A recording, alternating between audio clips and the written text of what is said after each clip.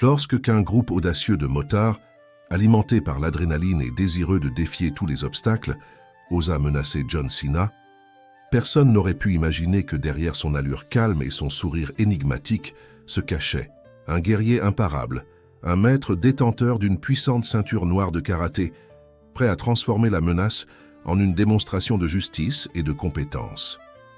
L'enveloppe tremblait dans la main de John Cena alors qu'il se tenait sur le porche de la maison de son enfance. 20 ans s'étaient écoulés depuis qu'il avait foulé ses planches de bois usées, mais le grincement de la chaîne rouillée de la balançoire dans la brise du soir lui était douloureusement familier. À l'intérieur de la maison, séparé de quelques centimètres par la peinture écaillée de la porte, se trouvait le père dont il avait passé la moitié de sa vie à fuir. Son doigt effleurait le bord des résultats du test ADN scellé. Il n'avait pas besoin de l'ouvrir. La vérité était gravée dans ses os depuis qu'il avait 12 ans. Mais son père, s'il pouvait encore l'appeler ainsi, méritait d'affronter ce qu'il avait enfoui sous des décennies de silence calculé. John ferma les yeux, se rappelant l'appel téléphonique d'il y a 3 jours. La voix de sa tante cassante par l'âge et l'urgence. Il est en train de mourir, John.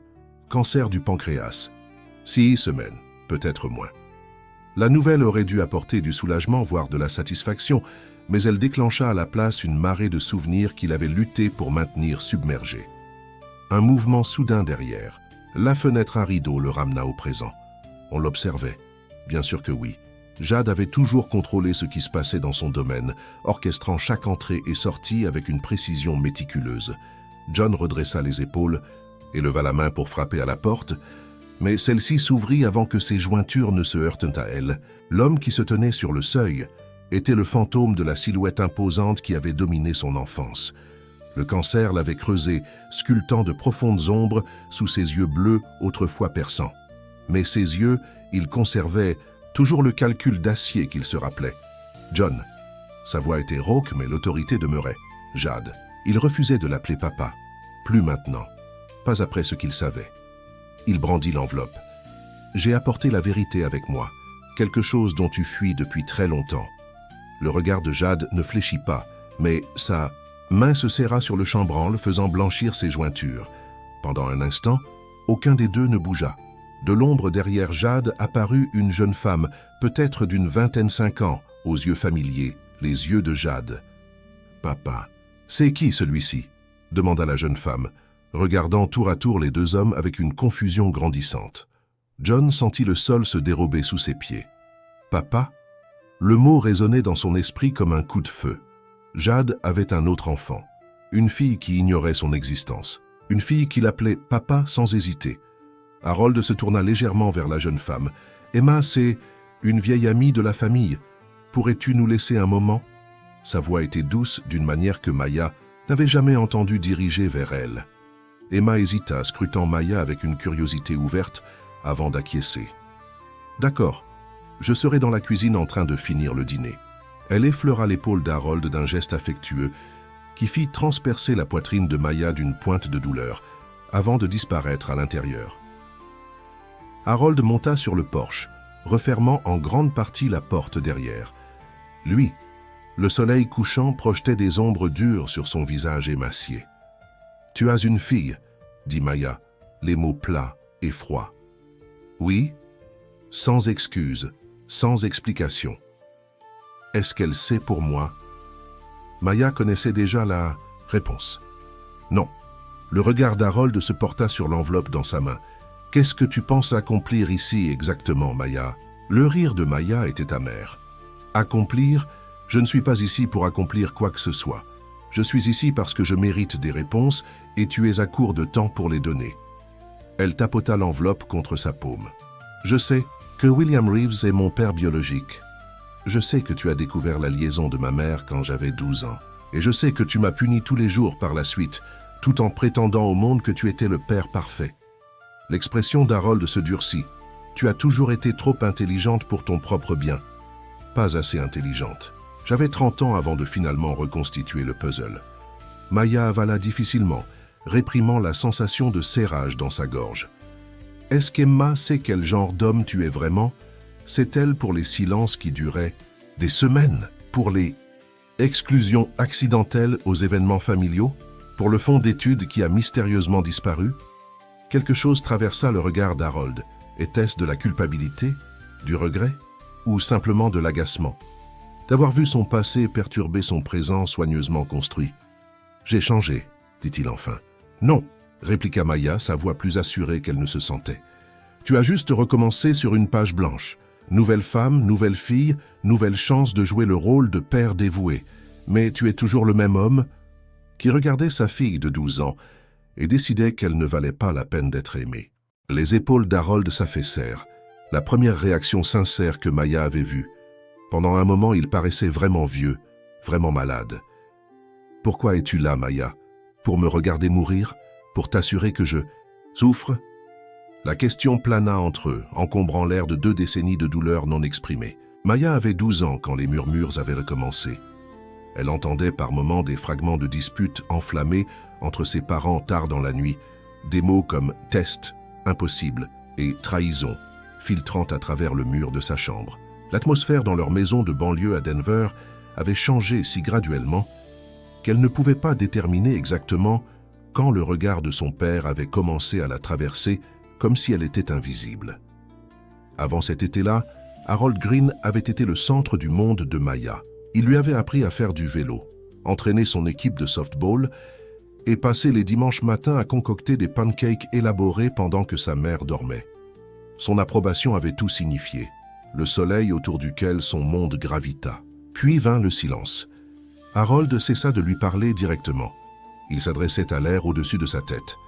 « Dis à ta fille que le dîner est prêt », disait-il à sa mère, Caroline, où il laissait des notes avec des instructions au lieu d'avoir des conversations. Au début, Maya pensa que ce n'était qu'une phase, quelque chose qu'elle pouvait réparer en étant parfaite.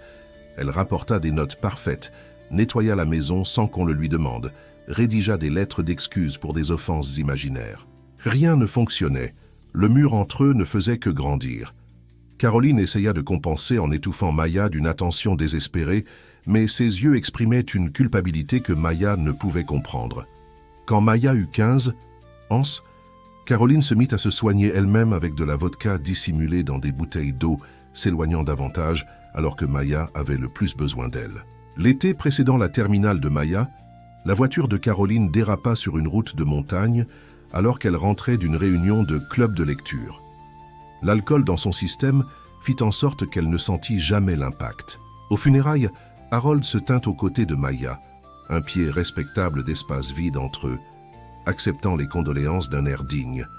Pas une seule fois, il ne regarda sa fille ou ne reconnut sa douleur.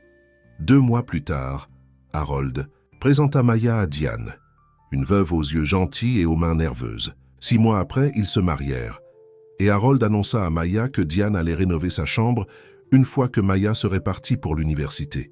« Ta mère t'a laissé assez pour une année de scolarité », dit-il, s'adressant directement à elle pour la rare fois, surprenant Maya. « Je te suggère de postuler pour des bourses pour le reste. » Maya apprit plus tard que son fonds d'études, celui que Harold et Caroline avaient constitué depuis sa naissance, avait été vidé peu après son 15e anniversaire.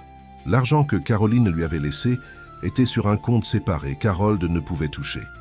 Le week-end suivant l'obtention du diplôme du lycée, Maya emballa tout ce qu'elle pouvait mettre dans sa Honda Civic et partit vers l'est, laissant les montagnes rocheuses derrière elle. Elle s'inscrivit à NYU, travailla 2 emplois et bâtit une vie mesurée par la distance avec Denver. C'est à New York qu'elle rencontra William Reeves lors d'un cocktail universitaire. Maya avait alors 26 ans, débutant sa carrière d'art-thérapeute dans un hôpital pour enfants. William avait une 50aine d'années, était professeur invité en anthropologie, avec des rides d'expression autour des yeux et une manière douce qui la mit immédiatement à l'aise. Ils se lièrent d'amitié grâce à leur passion commune pour les documentaires obscurs et la cuisine thaï épicée. Après leur 3e dîner ensemble, William mentionna qu'il avait grandi à Denver, et Maya ressentit le premier frisson d'inquiétude. Dès leur 5e rendez-vous, elle avait appris suffisamment pour reconstituer une chronologie qui fit trembler ses mains. William avait travaillé avec sa mère au Denver Art Museum pendant 2 ans quand Maya était toute petite. La ressemblance, une fois qu'elle s'y permit, était indéniable. Ils avaient les mêmes yeux enfoncés, le même geste de la main gauche pour appuyer un poing, voire la même réaction allergique inhabituelle à la pénicilline. Quant au, elle demanda enfin à William s'il avait déjà été plus que collègue avec Caroline Green. Son visage se dégrada décoloré par la stupeur. « Tu es la fille de Caroline », murmura-t-il, mélangeant reconnaissance et choc dans son expression. Le test ADN était presque une formalité. Mais Maya avait besoin de la confirmation officielle, de la preuve irréfutable à présenter à l'homme qui avait puni une enfant pour les décisions d'adultes. Maintenant, debout sur le porche d'Harold avec la preuve en main, Maya réalisa qu'elle n'avait pas pleinement envisagé ce qui se passerait après cet instant. La confrontation qu'elle avait répétée pendant des années était en train d'être réécrite par la présence d'Emma, la demi-sœur qui avait grandi sans savoir qu'elle existait. « Je ne suis pas venue pour te regarder mourir », dit finalement Maya. « Je suis venue parce que j'avais besoin de comprendre comment tu pouvais aimer une fille et en abandonner une autre. » Le regard d'Harold se tourna vers la maison, vers Emma.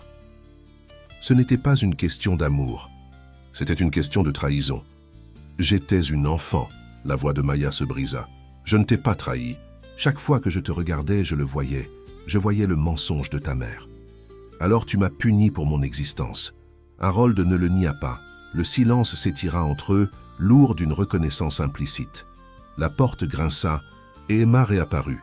« Le dîner refroidit et tu ne devrais pas rester dehors par ce temps, papa. » Ses yeux se tournèrent vers Maya, curieux mais non inhospitaliers.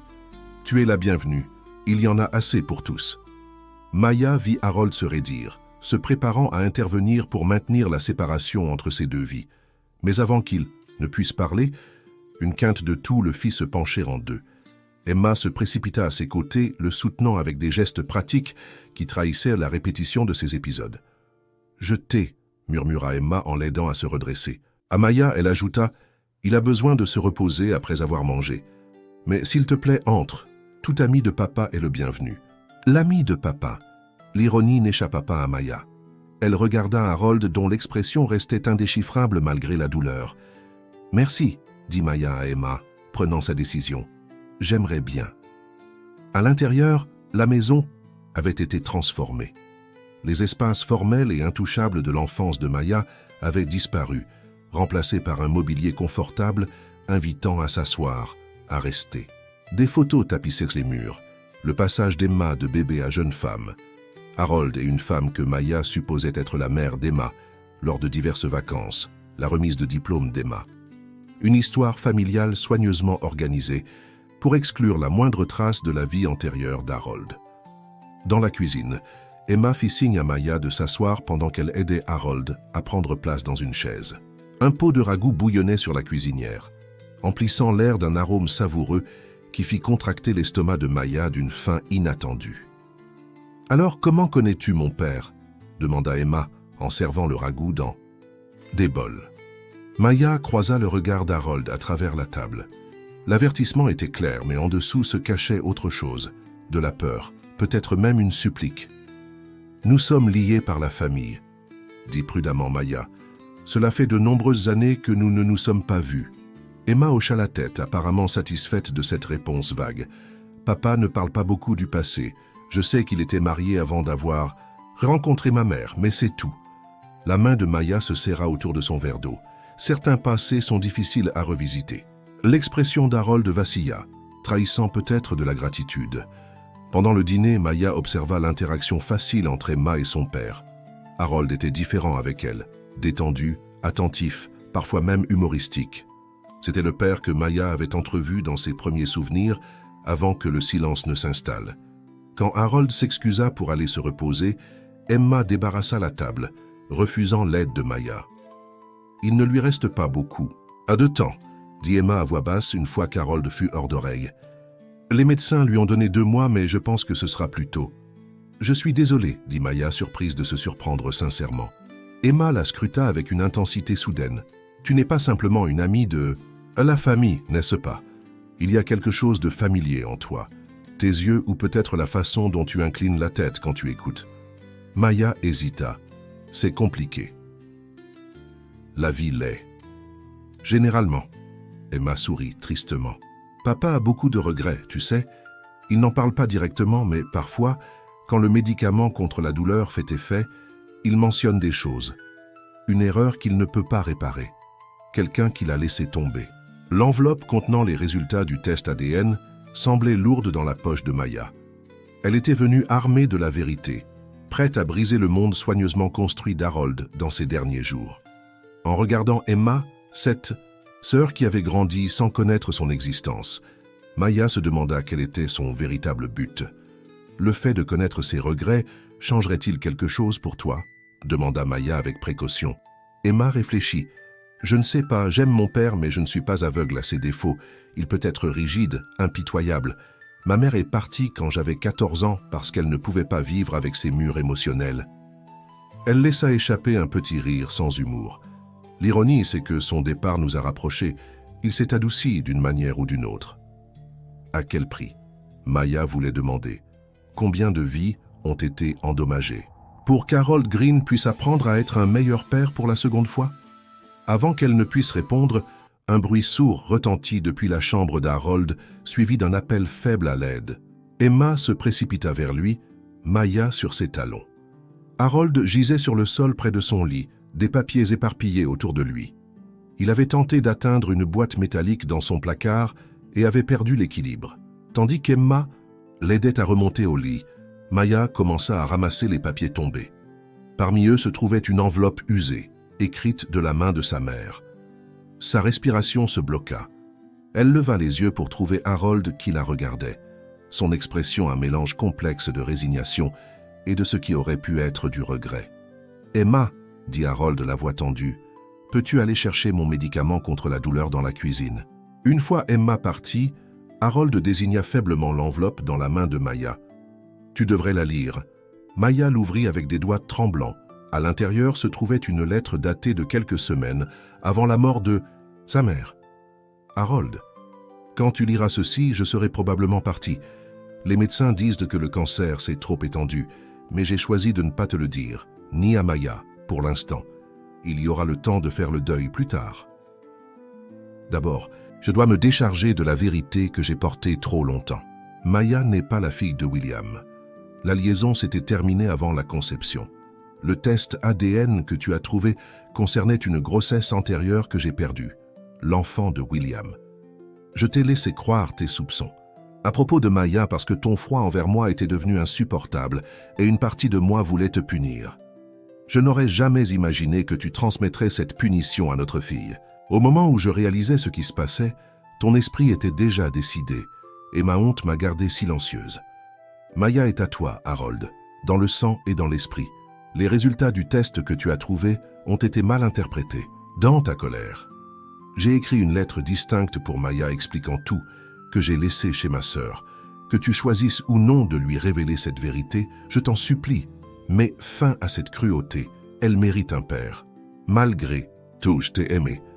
Caroline Maya lut la lettre 2 fois, son monde vacillant sur son axe. Toutes ces années, toute la certitude sur laquelle elle avait bâti son identité, anéantie par la confession manuscrite de sa mère.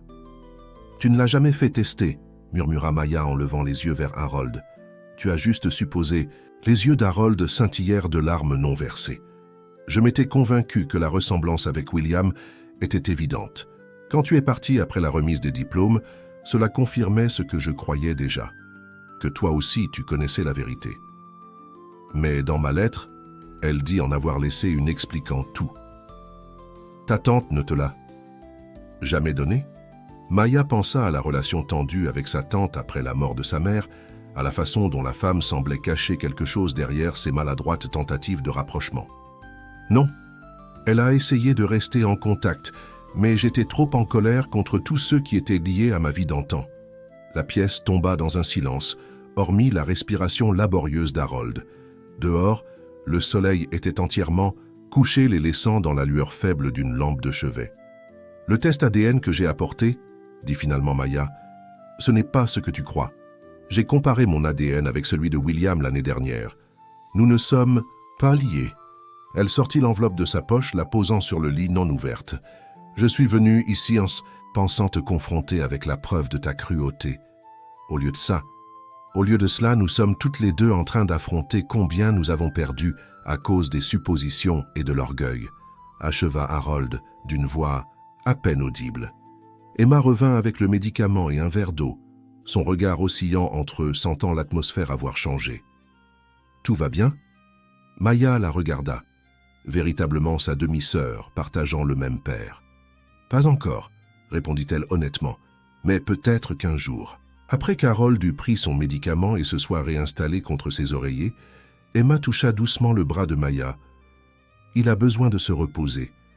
Mais s'il te plaît, ne pars pas encore. J'ai l'impression que nous faisons à peine commencer à parler. » Maya hocha la tête, suivant Emma de nouveau vers la cuisine, l'esprit encore sous le choc de la révélation. « Il gardait une boîte avec les affaires de ta mère, » dit soudainement Emma, alors qu'elles étaient assises à la table de la cuisine. « Je l'ai trouvée une fois quand je cherchais de vieilles photos. Il y avait des photos d'une petite fille que je ne reconnaissais pas. Quand j'ai demandé, il a dit que c'était quelqu'un qu'il avait perdu il y a longtemps. » Elle fixa directement le regard de Maya. « C'était toi, n'est-ce pas ?» Maya ne put parler, la gorge serrée. Elle acquiesça d'un signe, de tête. « Tu es ma sœur, » déclara Emma, non pas par question, mais comme une affirmation de reconnaissance. « J'ai toujours voulu avoir une sœur. » La simplicité de cette acceptation brisa quelque chose en Maya. Les larmes qu'elle avait retenues pendant des décennies coulèrent enfin. « Demi-sœur », parvint-elle à dire. Emma tendit la main à travers la table et la prit. « Pour moi, une sœur, c'est suffisant. » 3 semaines plus tard, Harold Green s'éteignit dans son sommeil, Emma d'un côté de son lit d'hôpital, Maya de l'autre. Dans ces derniers jours, aucune grande réconciliation n'effaça 20 ans d'absence, mais de petits moments bâtirent des ponts fragiles. Harold demandant à voir des photos de la vie de Maya à New York, Maya écoutant ses souvenirs rauques, de ses matchs de foot d'enfance, toutes deux admettant, sans le dire explicitement, qu'elle ne pourrait jamais récupérer ce qui avait été perdu. Lors du petit service funéraire, Maya se tint aux côtés d'Emma, acceptant les condoléances de personnes qui ne savaient pas qui elle était. Elle ne corrigea pas leurs suppositions selon lesquelles elle n'était qu'une amie de la famille. Certaines vérités étaient désormais à elle, à examiner en privé. Après le départ des autres personnes présentes, les sœurs restèrent sur le cimetière. L'air d'automne portait l'odeur des feuilles mortes et la neige imminente. « Que se passe-t-il maintenant ?» demanda Emma d'une voix faible. Maya s'était posé cette même question à maintes reprises ces dernières semaines. La réponse restait évasive, mais certaines choses étaient devenues claires. « Maintenant, nous avons des choix, » dit-elle, regardant les ouvriers du cimetière qui attendaient discrètement pour terminer leur tâche.